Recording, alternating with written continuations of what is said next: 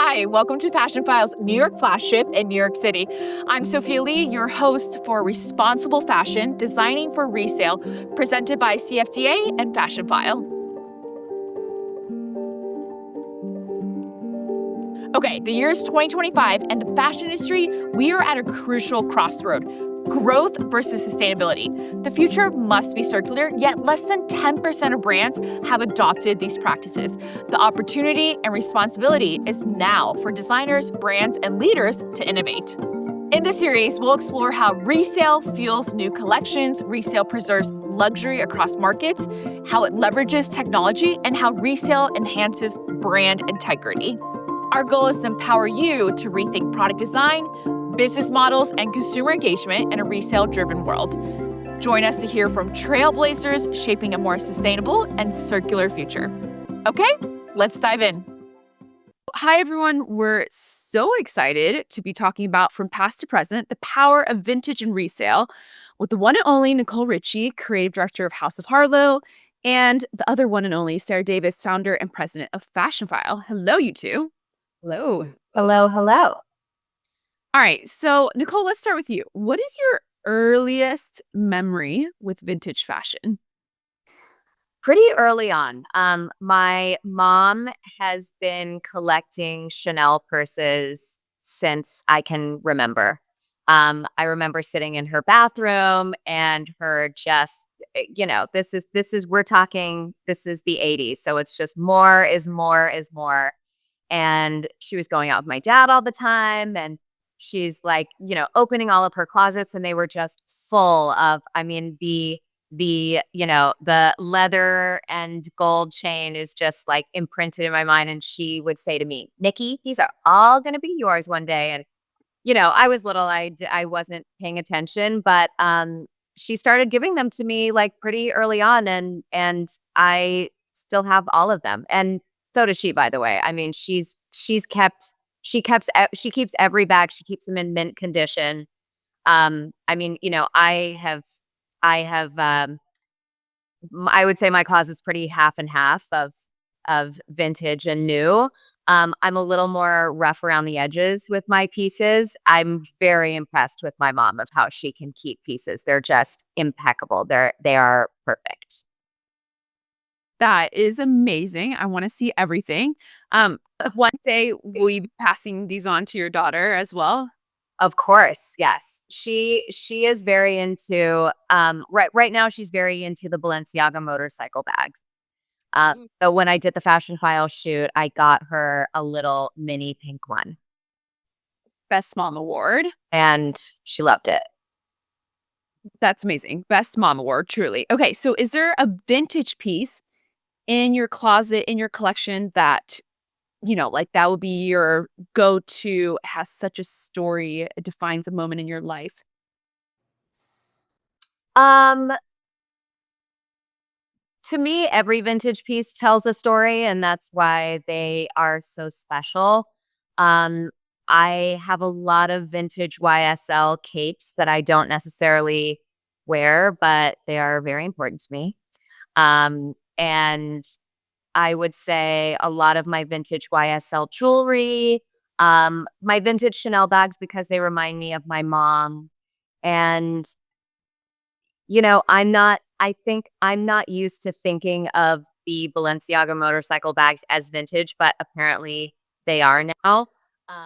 And I'm so happy that I thought to keep all of them. I wasn't even thinking like that. I just hadn't gotten rid of them. And I'm very happy that I have them because when other people see them, they get very excited about, I guess it was just like representative of a certain time. And they are fun to break out again. Yeah, they are so representative. I feel like keep anything. Now I'm like, we got to keep everything because I know. I'm scared to throw away anything. yeah, you never know. Never know.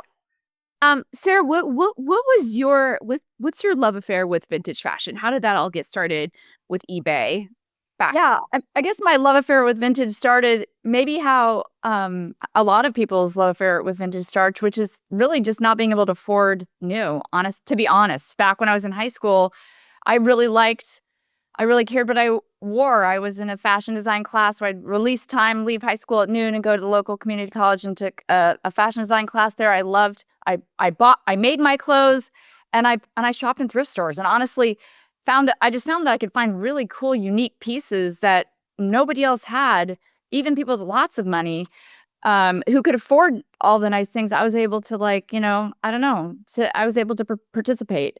And so it's a different angle coming into resale for me, but that was the roots. And, and I feel like there's actually a lot of people who have that roots. What's cool is back when I was like in junior high and high school, it wasn't as cool as it is today. So people would say, "Oh, I love your skirt," and I would just say, "Thank you." I wouldn't say, "Oh, I got it at Salvation Army." I wouldn't like brag about it. And my kids now, like, it's the biggest bragging right ever. I got it on Depop or whatever. They love that. They love thrifting and the whole culture, which is just so cool.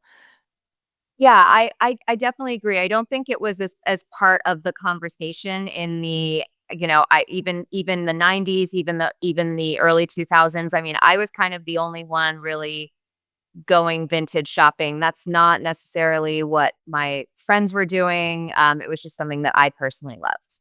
Yeah, I mean, you're ahead of your time, honestly, because people in those literally in that era, it's almost like people would shop from us and share on social media and just not say, which I get it. You don't have to say where you got it, but it's kind of implied you got it from the brand or whatever, which it's all fair. It's all fair. You don't have to tell anybody, and we don't kiss and tell, so it's all good. But like, you were out there, and that's what I think is so cool. I just think it's amazing that your daughter, like you were buying these bags, and then people are telling a story, and you're like creating this thing.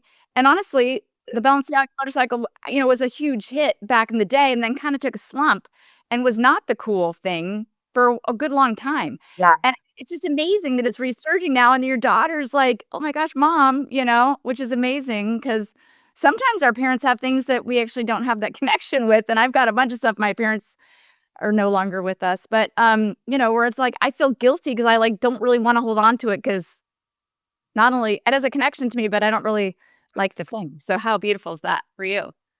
It's very nice, and I love that it was, it's something, like I said before, I did not plan it. I just happened to still have them in my closet, and she's so excited about them, and so I'm saying, "Great, well, here they are." Real. Wait, but Nicole, who gave you the idea? Like, how did you even know where to vintage shop, how to go about thrifting if none of your friends were doing it back in the day? Well, Rachel Zoe has been one of my best friends for a very long time, and she's a huge vintage shopper. And so is my mom. So I would say it was really like between those two, like her and I had that, we had that relationship where we love to go to vintage stores. I mean, even now, like when I'm shopping, for me, I'm 5'1", so it's important to me where, like, I can't just look at something online and say, "Oh, that's gonna be great," and order, order, order. I do it sometimes, but, like, I need to see it, I need to touch it, I need to feel it, and it's like I put it on and it's a feeling, so I like to be on my feet when I'm shopping, which is hard in LA because everything is so spread out, but I enjoy going vintage shopping. I enjoy the hunt. I like to dig. It's a real, and I've had friends say like, "Oh, I'm not like I don't know. I didn't even know it was a thing." Like but I've heard friends be like, "Oh, I'm not good at that," or like I don't really like to do that. It's something that I enjoy doing.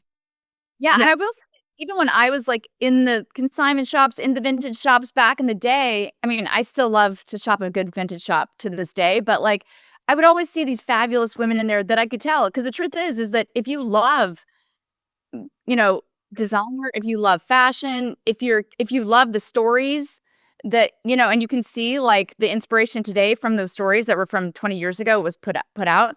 Women who love fashion have always been doing this, and really, you actually see it. You'd always see it like on the red carpet. You'd always see like these beautiful historic pieces, and so maybe like that has always been a thing. And then really for the rest, there's just a huge group in the middle that we're not participating. That I feel like now it's like everybody's doing it, and it's just so great because it's really the right way for us to it's fun. And again, you can get something that nobody else has, and there's all that story and heritage there. And then it's like the right thing to do for the planet and all that. Just let these things continue to pass hands, whether it's to your daughter. Maybe you don't have a daughter, you're passing it to somebody else's daughter as you sell it. Well, you made a really good point about seeing the women in vintage stores. And I have to say, some of the most amazing, inspiring outfits that I've seen have come from me being in a vintage store and like seeing those ladies and like older ladies that have been going there forever. They're not online shopping, and they come and they put on their best looks to go shopping. And they'll come in, and you'll be in these small shops. They'll come in, and the person who works at the store is like, "Oh my God, that's amazing. I love your hat." And instead of just saying thank you, she's giving you a whole story of where she found this hat, where she found the brooch that she put on the hat, and where she got the necklace. And it's just like it's its own story, and it's something that's just like, I don't know if this is gonna make sense, but when you go to like an independent bookstore and there's just something like you hear people actually talk about books and like what they want to read about, and then someone else chimes in and they're like, "Oh, you should actually read this." I don't know, it's just more of a conversation. That's how vintage stores feel to me, and that's how vintage buying feels to me. It's so true. And also, those same women put things together because they're not like chronically online. They're putting things together in a way like, whoa, what is going on here? That is so organic and just interesting and creative. And there's so much. I think that storyline around the bookstore, that whole is exactly right. Yeah, I think there's more of an emotional connection to when you feel it, when it's a sensory experience. I'm still one of those people that I can't even do fresh direct because I need to like smell my fruit and vegetables and like Yeah. watermelon. And that's how like that vintage shopping, right? You need to try it on, especially if you're a petite woman, and smell it and unearth it and understand the essence of it. So how do you two stay, like there's so many trends these days from social media, and it's almost like the style trends, it's almost like flatline, like everyone, it has like become homogenized. Like, how do you use like resale and vintage as a way to express creativity and individuality while also like wanting to be part of these trends as well? But like, what does that dance and balance look like? For me, I would say it's super important. If you don't want to look like everybody else, I think like kind of how I approach shopping, or I do have my basics that I, will probably go and, spend my money on a really great t-shirt, or, a really good modern pair of pants that are made really well.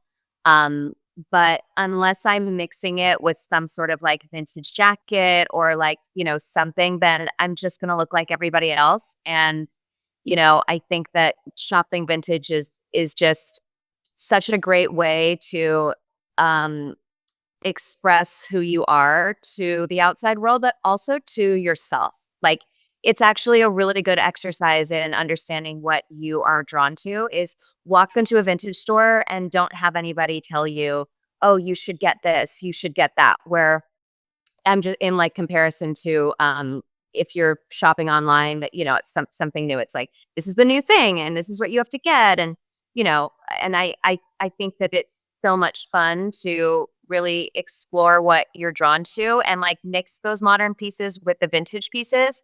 That's how you're gonna, develop your own sense of style. Yeah, and Nicole, you're saying half of your closet is basically vintage and half is new. Do you have a formula for how you put together an outfit?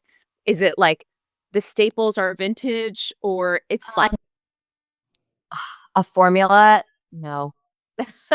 I'm pretty all over the place with how I would say like vintage jackets, vintage dresses, um, and then my basics are probably more new, I'm guessing. But I do have a lot of vintage t-shirts, so I don't know. But I'm not thinking about them when I'm having this conversation. like what do you save on and what do you splurge on when it comes to vintage and resale? Like Sarah, that goes to you too.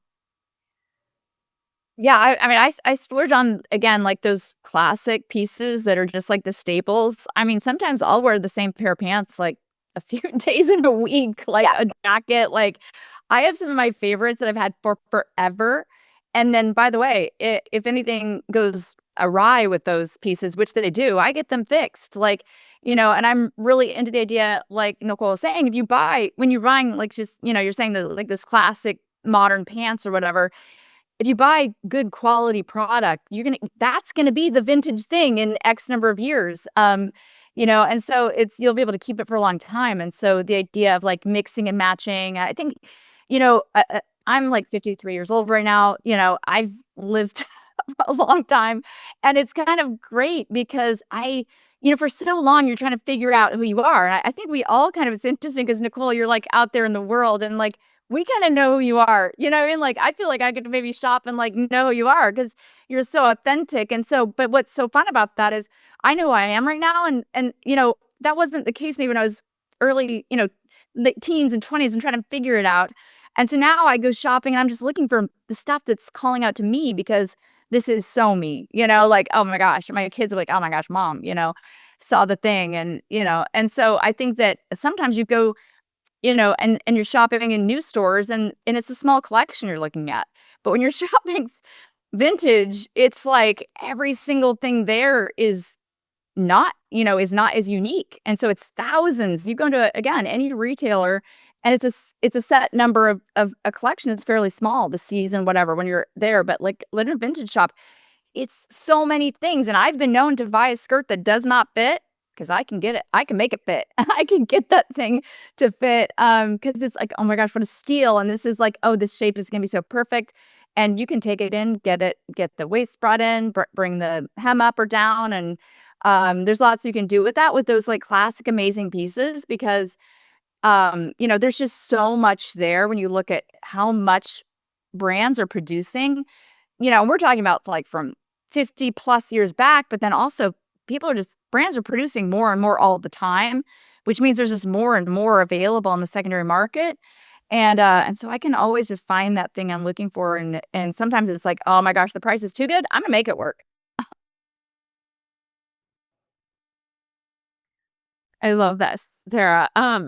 Nicole, as you are a creative director yourself, how has like your relationship with fashion shifted, being an entrepreneur and being in the fashion industry so intimately?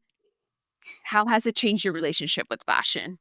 So I've been designing since 2007, and I was also in my early 20s at the time. And it has really been a journey of, being new.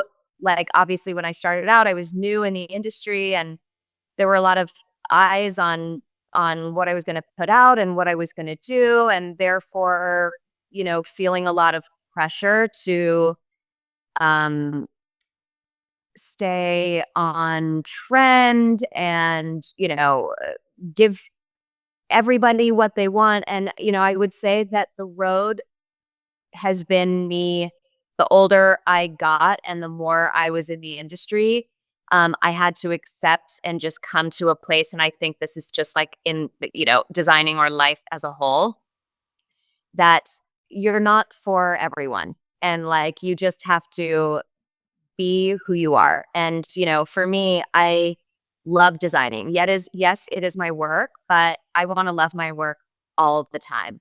And it was really important to me to, I've scaled back a few times because I was like, I'm just not like, that's not really feeling like, yes, we could possibly reach a bigger audience or, extend to more people if we did it this way, if we did it this way. And that was just something that, over time, and it's happened a few times, that I was like, this doesn't feel right to me. And I'm going to stick to who I am, what I love, and who I know the House of Harlow girl is. And there are so many brands out there. And like, that's what you have to understand. You can get anything you want anywhere, truly. And so, I think it's really important to stay true to who you are. Yeah, and now with the fast pace of trend cycles, there's, micro trends, but now there's like not even a trend cycle. Whereas like before it'd be like, this is the decade of like hot pants and crop tops. But yeah, Yeah. like, like all of that, like quiet luxury or like mafia mom, like it'll go within a blip. So um how do consumers stay true and authentic to their style, like when the consumerism has and the production cycle has become like so overwhelming? I listen, it is always a balance. I would say it's a balance of keeping your ear to the ground and, definitely like being aware of what people are into, what they're drawn to. But, getting lost in a trend cycle is truly the kiss of death. I mean, I remember being told 5 or 6 years ago, everyone's moving away from boho and let's get rid of let's get rid of this and let's get rid of this and that. And then all of a sudden, boho's back. Oh my God, can you believe boho's back? And I mean, I'm like, I don't know. It's things come, they go. They're here, they're not. And I think you just have to like trust that people are gonna go to you for a feeling. And, I think that if you lead anything you do, if you're leading it with the truth, then that's what people are going to gravitate towards. People come to you for a feeling. I love that. How would you describe your style these days, Nicole? It's hard for me to describe my style. I don't know. Every time someone asks me that, I'm like, messy? I don't know. I mean, I kind of feel like I've always been like a jeans and t-shirt girl who accessorizes a lot. Even in the early 2000s, I think that was who I was. I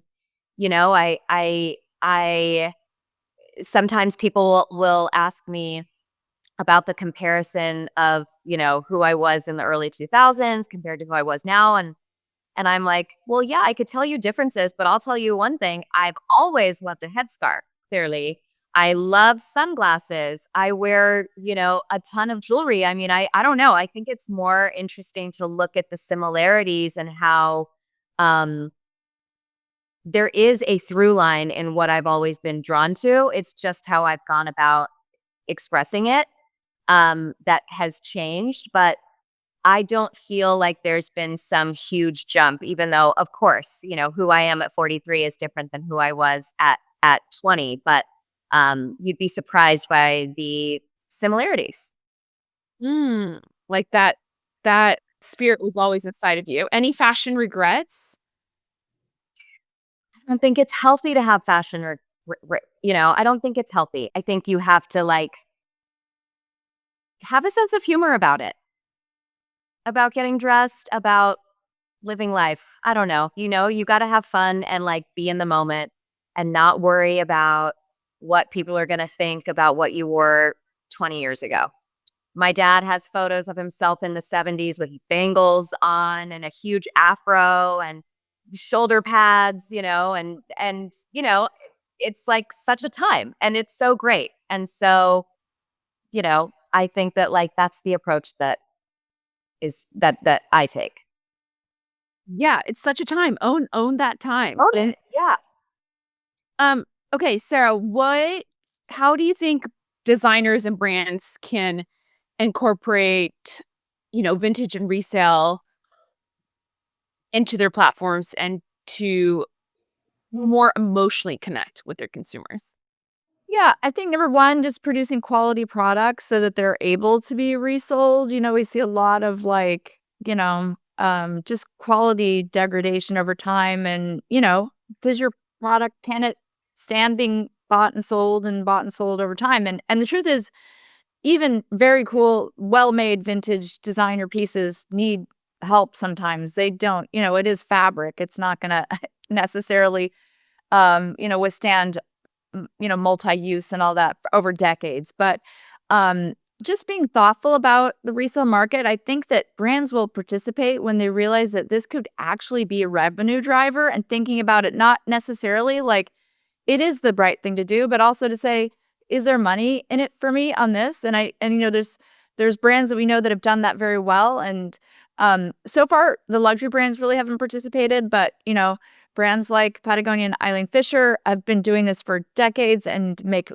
money of it and have a good part of their piece of their business is participating in resale. And you just have to be thinking about that actually when you're making the product and the in the primary market, be thinking about how this is going to resale in the future, what that looks like.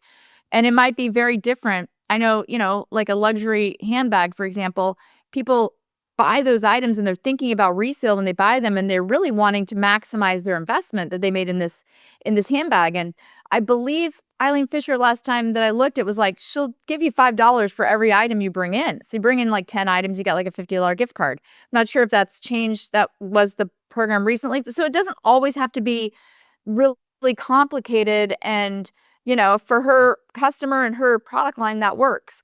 But just thinking about what could it look like, and it's kind of win-win, because she's got people who, any money you're giving back, you're putting back in your customer's hand, that's just like a little, like a gift card. That's, they're more likely, a coupon, more likely to spend with you than someone else, because they've got this little thing in their hand that's like saying, there's something more for me here. And so I always, tell the brands when I talk to them, like, the better people, when they look at brands and really evaluate brands, the better the resale value. And if there is like a active resale, involvement in their brand, like, that is the sign of a good brand. The better the resale, the better the brand. And so what can you be doing on the primary market to be thinking that through, into where this item's going to end up? Because again, making quality items and then really building that circularity into their model. There's money in it for that. There's a business case for it too. But it just takes that effort.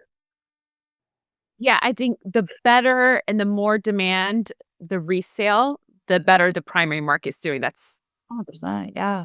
brands should definitely take a look into that.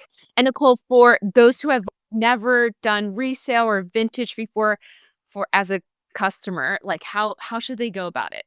How should they enter this world?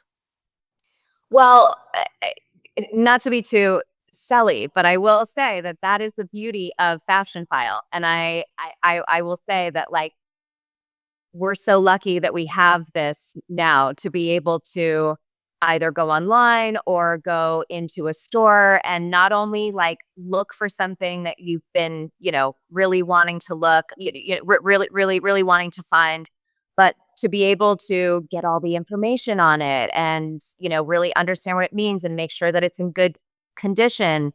That wasn't always the case. So, I would say that we as a whole are lucky that FashionPhile exists.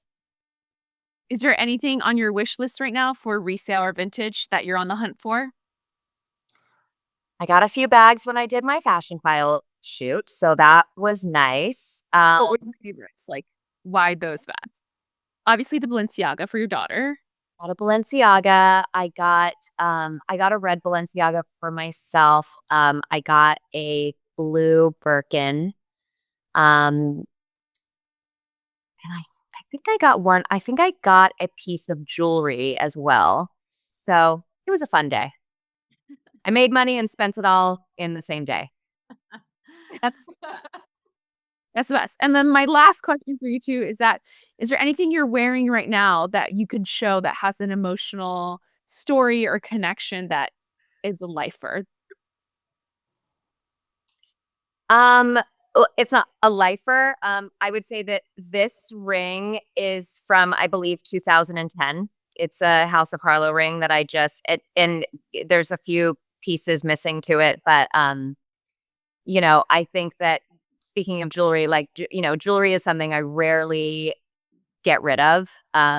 Jewelry just tells such a story for me. It's like always so personal and, really great and fun to like break out those older pieces. Does that ring represent a certain chapter of your life? Like, what was happening in 2010 that? Oh my God, what was happening? I'm not sure. But I mean, I've kept all my jewelry from day one. I would say that my mom, is that way too. Like, she's never gotten rid of a piece of jewelry. She's really never gotten rid of anything. We should do a tour of her closet. It's pretty amazing. Okay, mother-daughter tour next time. Yeah. Sarah, what about you? I would say I am wearing my mother's passed.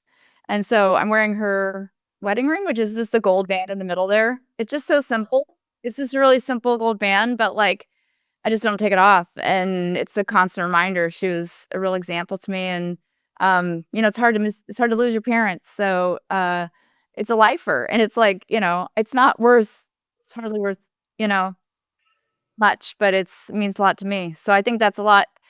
I think that we all have things like that are just the story is the thing that's connecting us to heritage or something that's, missing. I was speaking to an executive of a luxury brand, and he had worked for LVMH, and Louis Vuitton came out with Marc Jacobs brought in the Louis Vuitton Steven Sprouse collection, which is so iconic and amazing. And at the time, he was at LVMH, and he wanted to keep all, but he didn't have the money for it.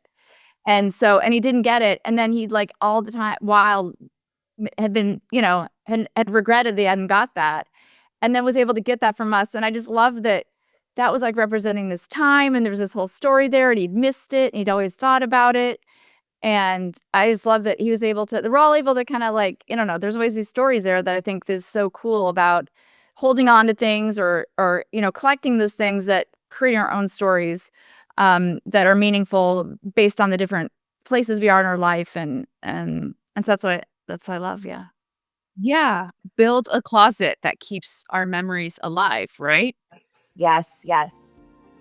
Well, Sarah, Nicole, thank you so much for joining this conversation on From Past to Present, the power of vintage resale. It was so lovely chatting with you both.